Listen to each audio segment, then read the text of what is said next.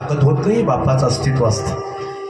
आमच्या बापाची चप्पल जोपर्यंत दारात सुटले तोपर्यंत आमचा बाप हा महाराज आमच्या घराकडे कोणी वाकड्या नजरेने बघत नाही. पण जरा नीट ऐका माझं शब्द.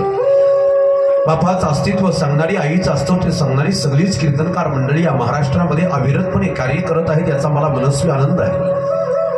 पण जाता जाता अजून सांगेन, 500 रुपयानं कामाला जाणारा बाप आमचा खांद्यावरती फटलेलं बनियन, गुडघ्यावरती फटलेला पायजमा, वाढलेली दाढी, 50 रुपये दाढ्या जातात म्हणून आमचा बाप घरी दाढी करतो. तुटलेली चप्पल कायम सुतळीनं बांधलेली, फाटक्या टावेलची टापल बांधलेली.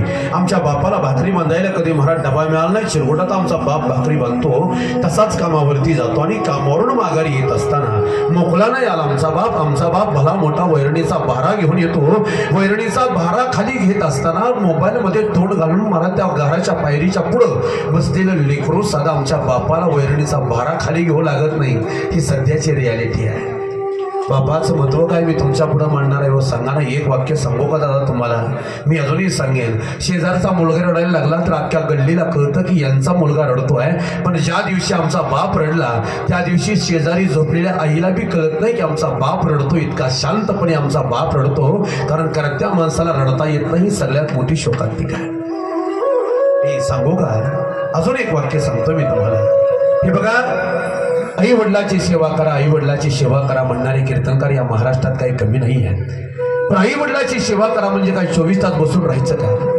माझ्या बुद्धीला जे पडतं ते एका मिनिटात मी तुमच्या पुढे मांडतोय.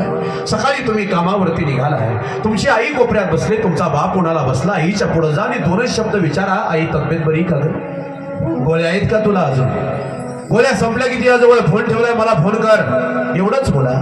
आणि जाताना अजून एक प्रश्न विचारा, आई खायला काय आणू का ग? बापाला तेवढे 2 शब्द बोला. कामावरती निघून जा आणि कामावरून माघारी येत असताना आपण जसं आपल्या लेकराला 2 वडापाव बांधून आणतो ना, त्यातच 2 वडापाव वाढवून आणा आणि जे आपल्या लेकराला खायला घालतो तेच आपल्या आई बापाला खायला घाला. याच्यापेक्षा वेगळी सेवा असू शकत नाही. या मताचा मी आहे. माझा वेळ संपलाय महाराज. मी हा विषय जर मी नुसता बोलायला लागला, हा मोठेपणा नाहीये, हा सेवेचा स्वाभिमान बोलतोय. हा मोठेपणा नाही, हा सेवेचा स्वाभिमान आहे. बाप या विषयावरती मी बोलायला लागलो 2 तास मी थांबत नाही. तेव्हा विषय तो बाजूला राहिला, पण कुठल्या विषयाला किती वेळ दिला पाहिजे याचा बी अंदाज असावा कीर्तनकाराला. असू द्या, क्षमा असावी. ऐकण्यामध्ये आपण दंग झाला त्याच्या बाबतीत काही दुमत नाही.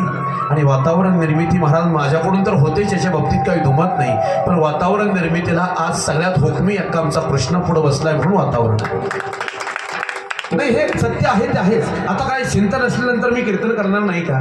करणारच. वातावरण तयार होणार नाही का?